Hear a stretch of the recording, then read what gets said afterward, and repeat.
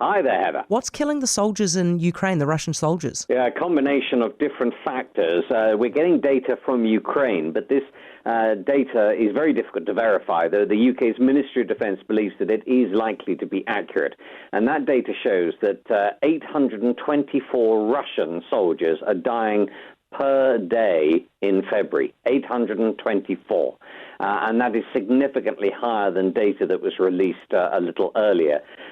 So according to that same supply of data from the Ukrainian government, 824 a day now, whereas in June and July, 172 died each day. So a huge increase, fourfold increase, with the Ukrainian military now claiming that nearly 138,000 Russian military deaths have taken place since the invasion began.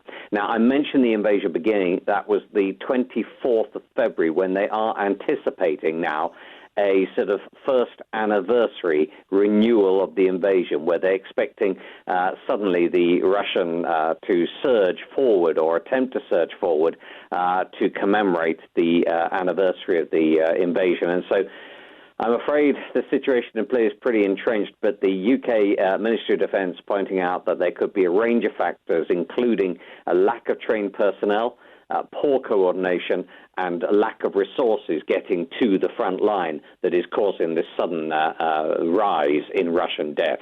How is it also, Gavin, that Vladimir Putin still has the highest honour that France can give? Yeah, it's extraordinary, isn't it? I mean, this Légion d'honneur, as it is called, is really the top honour that foreigners can be given. And it has in the past been given to some other extraordinary characters, including the Syrian president Bashar al-Assad, decorated by Chirac in 2001, and actually he returned that award in 2018, Syria saying that he would not wear the award of a, quote, slave to the United States.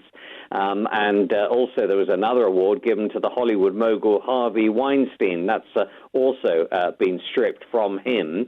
Now the pressure is really on to take it back off Vladimir Putin. Now, at the time when this was given, the relationships between France and the Russians, and in particular Vladimir Putin, were really much, much closer, of course. But you do wonder, gosh, that was back in 2006. We've had this invasion now going on for a year or so, and it really is vital that it's taken off. And there's big pressure now on Emmanuel Macron to remove it.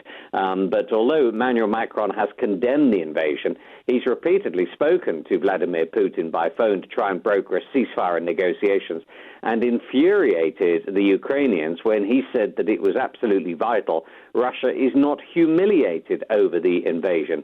Anyway, the French attempts to maintain this dialogue with the Kremlin obviously are in very stark contrast with the UK and US, and pressure growing on him by the day to strip this Légion d'honneur from Vladimir Putin. Gavin, are people really angry about the McCrispy ad? They are a little bit, I have to tell you, although, I mean, it's just been one of these stories, hasn't it, that's been of international interest. So the sighting of an advert talking about a McCrispy chicken dish at McDonald's placed opposite a crematorium entrance in the UK.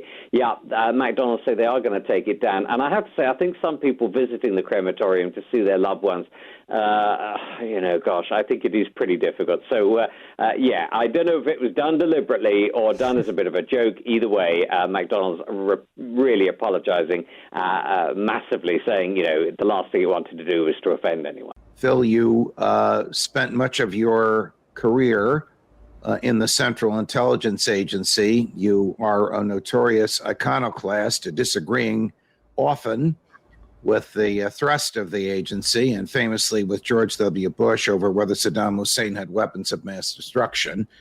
So your background is entirely in the area of what we want to talk about now. Were you surprised when you woke up, I guess it was last Thursday or Friday, and read the report of Sy Hersh, a person we both know, a famous, highly regarded Pulitzer Prize-winning investigative journalist, the essence of which was that the American CIA and Navy, in conjunction with divers from some northern European countries, destroyed the Nord Stream pipeline, which linked Russia to Germany for the sale by Russia and purchase by German utilities of cheap Russian natural gas. Were you surprised when you learned this? Well, I wasn't. I think the assumption has always been right from the beginning that the United States was the agency that carried out this attack on the pipeline. I think when you look at it in terms of motive, when you look at it in terms of capabilities, and when you also look at it in terms of comments by Joe Biden and others saying that they would not allow Nord Stream to come online. I mean, that was pretty clear stuff. I suspected at the same time that they would do work into it, some plausible denial, so that they could always say, oh, no, it wasn't us. But so I was not surprised at all to read the article, and I was amazed by some of the details that Sy Hersh was able to dig up. Tell us about some of the details, and tell us about the involvement of the CIA. I mean, does the CIA do this stuff? Do they have divers like the Navy SEALs do? Do they go underwater and pack pipelines with explosive material and then 3 months later detonate it? Yeah, they do.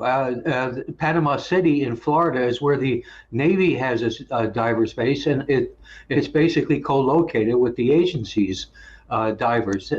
And think back, remember mining the harbors in Nicaragua? I mean, that was a joint operation.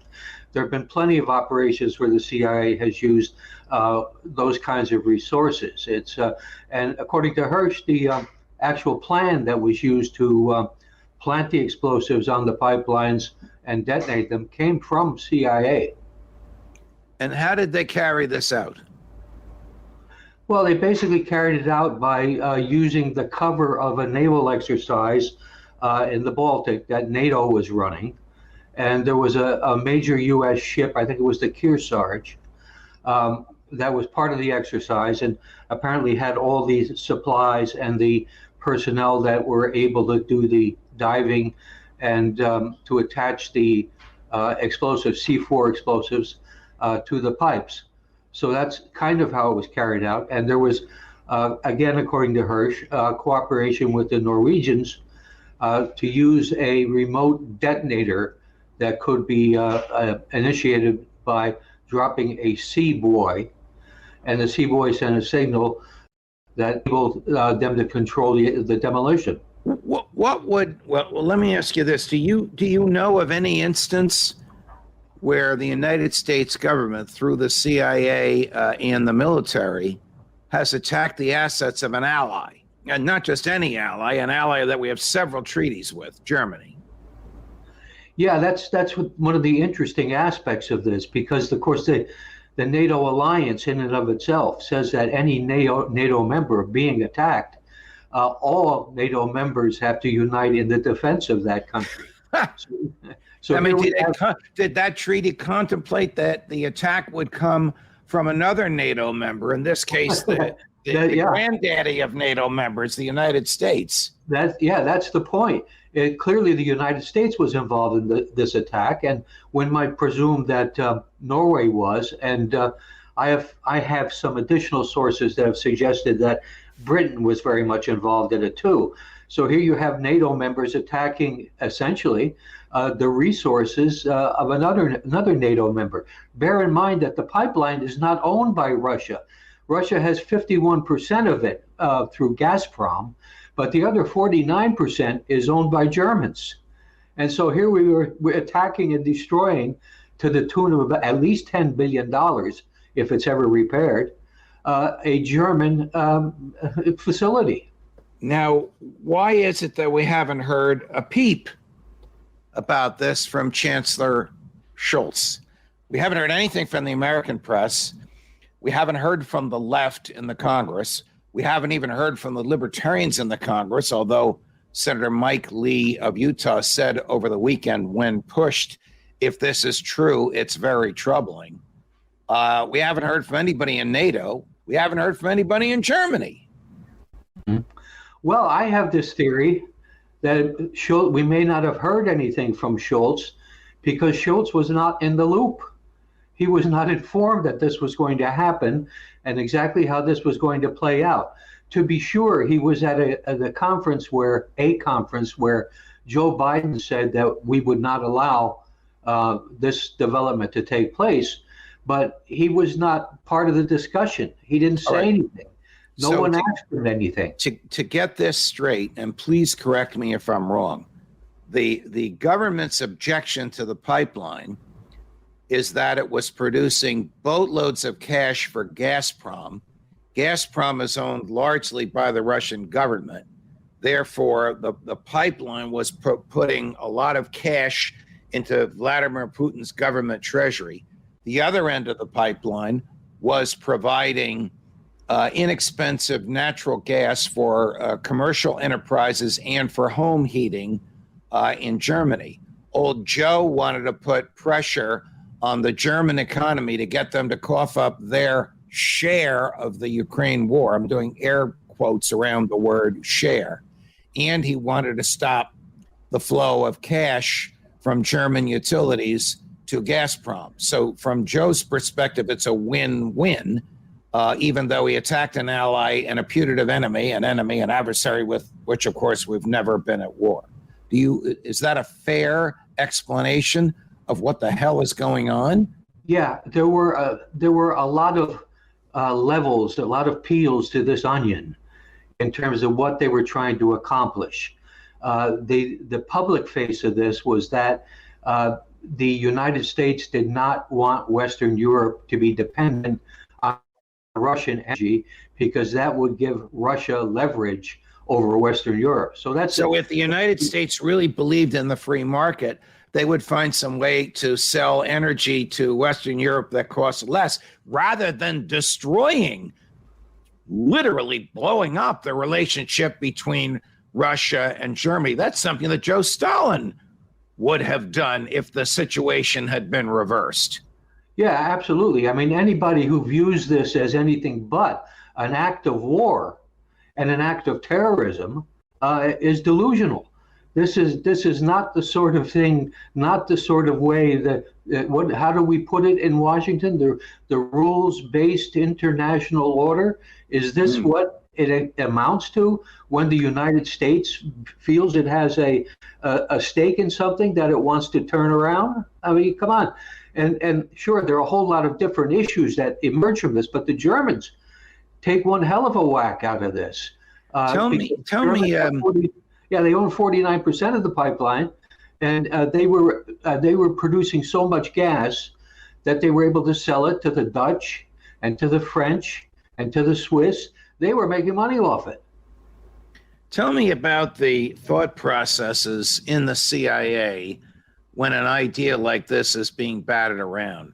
Would some of them say, wait a minute, you can't do this. This is an act of war. Wait a minute, we're not in the business of destroying $10 billion in assets from an ally. Wait a minute, people are going to freeze this summer if they don't have natural gas to heat their homes. Would those arguments have been made at some level before the decision was made to pull this trigger? Well, the simple answer to that, I think, would be yes, there would be people saying that. And they would also be pointing out that this could cause irreparable damage, not only with Russia, but also with close ally and essential European partner, Germany. I mean, they would have been saying those things.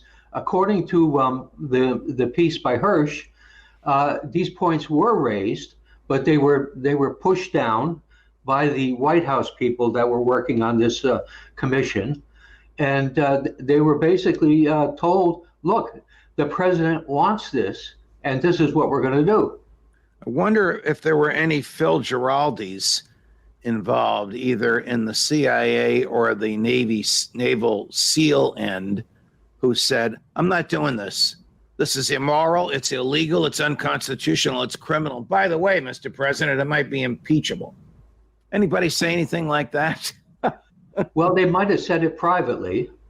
And I would think that the Hirsch article coming out now, if there's any play at all on it, which of course looks doubtful, it would open a door for people who maybe are recent retirees or people who basically are willing to go the whistleblower route, and they might say something. I'd love to see that. Tell us about Cy Hirsch. The Cy Hirsch that I know, this is the Cy Hirsch of the My massacre, of Watergate, of American torture, of CIA surveillance, of a Pulitzer Prize. The Cy Hirsch that I know is almost fanatical about sources. Most investigative journalists only require 2. He requires 3 for every fact. Is this the Cy Hirsch that you know as well? Yes, and in fact, I at one point in my life, not so long ago, when I was working at a private security company, I would sit down and have lunch with Cy together with other former CIA and Secret Service and FBI people, and we would go through some of the facts that he had unearthed and was interested in corroborating. And he was meticulous about it, absolutely meticulous about it. When I read something by Cy Hirsch, I understand that, you're only as good as your source. And if your source is getting something maybe a little wrong, you might get it a little wrong too. But the fact is, anything by Cy Hirsch, as far as I'm concerned, is solid gold. Why do you think we haven't seen this in the New York Times, the Washington Post, the Wall Street Journal, or even my former colleagues at Fox News? I mean, if true, and I believe it's true, and you believe it's true because we know Cy and we know his reputation, he's never, ever been proven wrong when he has one of these major investigations.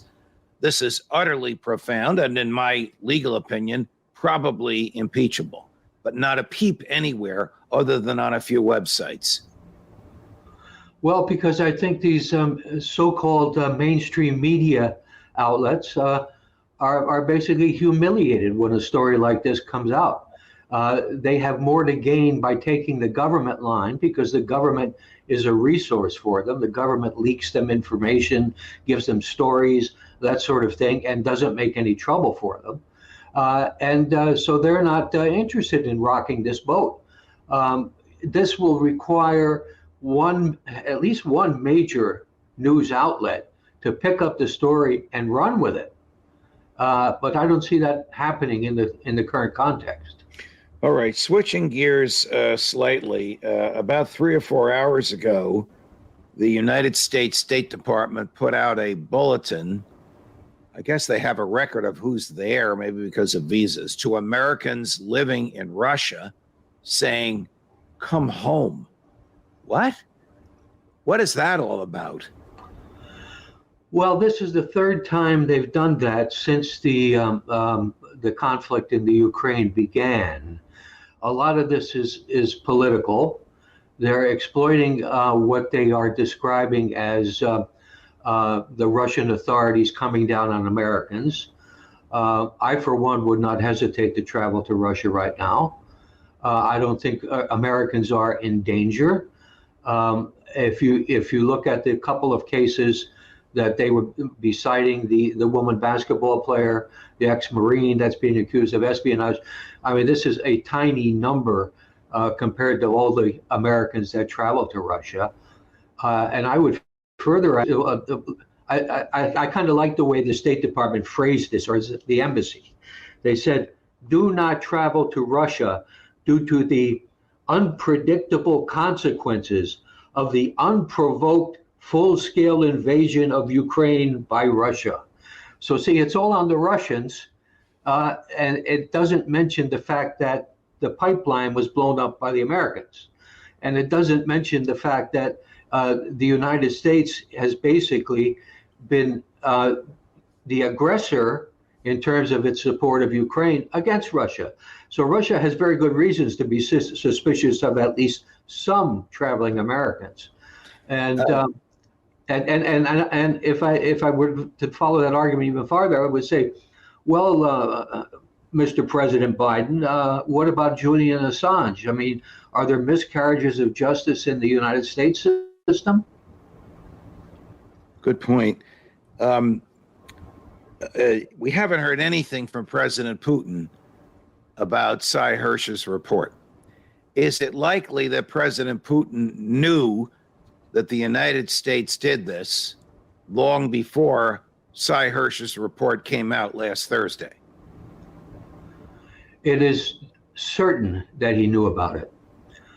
He knew about it for a number of reasons. The one that's most outstanding was the Russians were intercepting British clandestine communications, and they got the call from Liz Truss, who was then the Prime Minister of England. 60 seconds after the explosions took place, she sent a text message to our Secretary of State. So the Russians heard them real time, and they knew who did it. Phil Giraldi, no matter what we talk about, it's always enlightening and illuminating. Thank you very much for joining us. Thank you for having me on. Of course. Judge Napolitano, more as we get it, and there'll be more on this. You'll hear from Phil as we get more. You'll hear from Colonel McGregor and Scott Ritter later on in the week, and any other sources that we can develop about how this happened, who ordered it, and why there hasn't been a peep about it, except in a couple of websites in here.